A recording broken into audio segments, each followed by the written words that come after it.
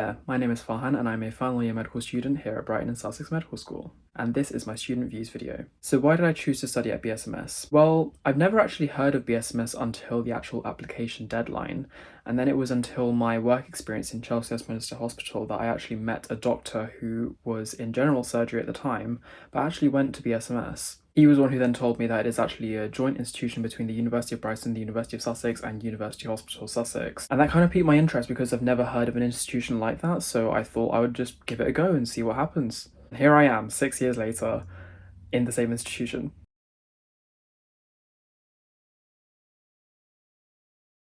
My top tip for medical school interviews would 100% be to be yourself. I've sat in the position of an interview before quite a few times actually, and the most successful candidates are the ones that are just themselves. When you're yourself, you're more confident and we see that empathetic side of you more easily. And when it's staged, it's really difficult to gauge whether that empathy is genuine or not. So go in with a decent structure in your mind, have a good idea of what you're going to say.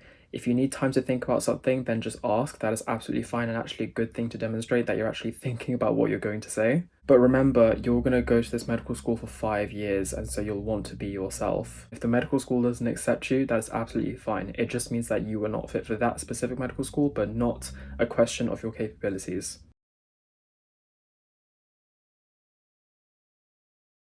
How did I manage transitions to university? Transition to university was quite challenging, I will have to admit. I tried to train myself a little bit before I left university by cooking myself dishes, making sure I knew how to do laundry, ironing my clothes, and just kind of getting into that routine. But actually getting into the swing of a routine as a first year medical student, especially with a lot of lectures that you have to catch up on, things like that, and then also the chores you have to do in the background, it can be quite overwhelming. But you ease into your own routine, and whatever works for you, you then just go by.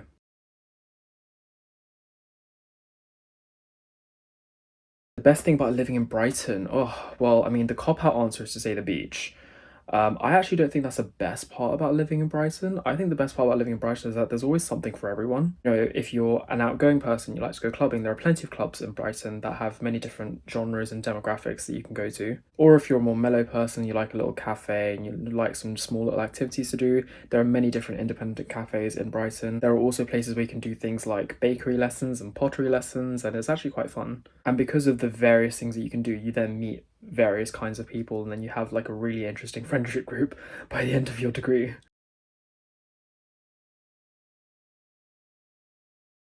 My favourite place to visit on campus has to be the Sussex Student Centre because it doubles as both a place that you can kind of study and kind of step away from everything else in a bit more of a chilled out environment. But then also it's not specifically silent, so you can still talk, and so it makes the environment a little bit more relaxed. Also, they have this really cool like Amazon technology powered market where you can just tap your card in, then just pick up wherever you want and then just leave. Obviously, once you tap your card in, it then detects what you've taken and you're not technically stealing anything, but it's still quite cool nonetheless. Favourite place in Brighton Hove, that would have to be East Brighton Park. In my 4th year, so after I intercalated, I lived near East Brighton Park. It's just so beautiful and it's just a nice wide open space, lots of greenery, lots of fresh air. And it's just a really nice getaway, like to like step away from the city life and just slow down for a little bit. Top tip is to go there for sunsets during springtime. It is absolutely phenomenal.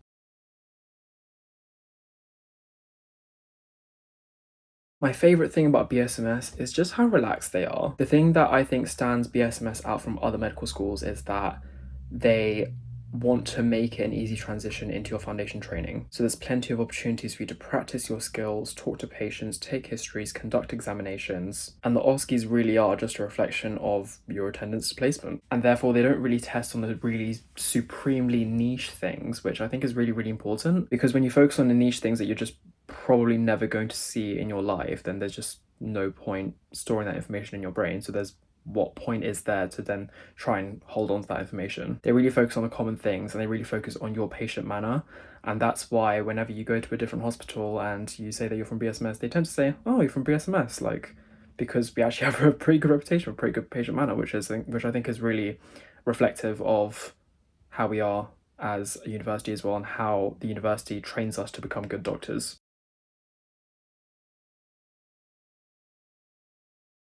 Extracurriculars or societies that I've been involved in. I've been involved in a lot during my time, I'm not going to lie. I started off with the Islamic Society, I also did some things with the Pakistani Society. I've also done my fair share of clinical things as well. I've been part of the Emergency Medicine Society, and I've also just done other things here and there as well. My favourite role has probably had to have been the AMECS Vice President role. So AMECS stands for, it's AMECS, it's the Association of Medical Education and Clinical Skills. We plan things like mock OSCEs for students in years 2 to 4, and we also plan revision sessions in specific topics that people might be struggling on or might be quite high yield for exams. I have quite a big passion for medical education, and that's what I kind of want to maybe pursue in the future. That was a really good society for me to be a part of.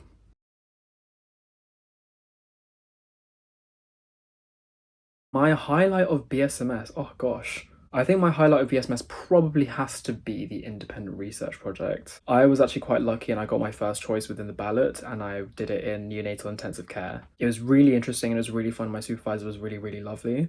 And it also kind of mapped with my career path because I kind of wanted to go down the intensive care anesthetics route. And I managed to do quite well in it, thankfully. I mean, I was able to present it at a international pediatrics conference in Vienna in Austria, and we're hoping to get it published, so crazy opportunities to get from that.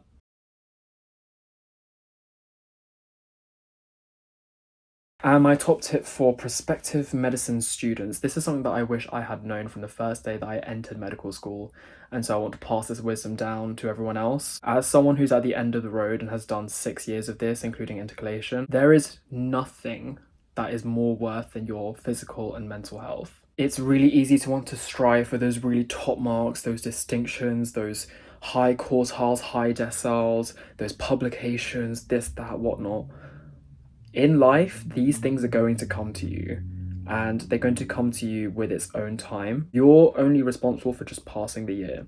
That's all you have to do, and you are just as much a doctor as anyone else. It's really easy to take it really stressfully from the get-go, but realistically, trying to aim for top marks across the year every single year, it may be a goal that you want to strive for just to make sure that you know that you pass, because that's the attitude that I took, for example, but it certainly isn't healthy. And I will be honest and say that it's not worth it to slave your mental health to try and get these top grades for 5 years straight just for 2 points on an academic application. There are far more worthwhile things you can do that are worth more than that. 100% celebrate your wins if you do get those distinctions. Absolutely, congratulations to you. But if you pass, that's amazing. Medical school is really, really hard. I know it says pass and people kind of attribute pass to be like, oh, you like, you kind of just like made it and stuff. Pass means you smashed it. Medical school is really, really difficult. So take it easy, take it slowly. A good example of this would be my year 4 OSCE. I think 2 days before the OSCE, I was sat at the beach just doing absolutely nothing, just living my best life because it was a sunny day and I wanted to enjoy the beach. I still did pretty well in my OSCE. So it kind of goes to show that your brain needs that relaxation to retain that information. So don't burn yourself out. It is absolutely not worth it if I'm being completely honest with you. The lectures are still going to happen. Your revision is still going to take place when it's going to take place. So make sure you have enough time for your mental health, do some sort of physical activity every day, and remember that this career is not the be all or end all. You've proven yourselves to be excellent candidates for medicine by getting into medical school, but I promise you from here on out, just pass. That's all you need to do. That's it from me. Thank you very much.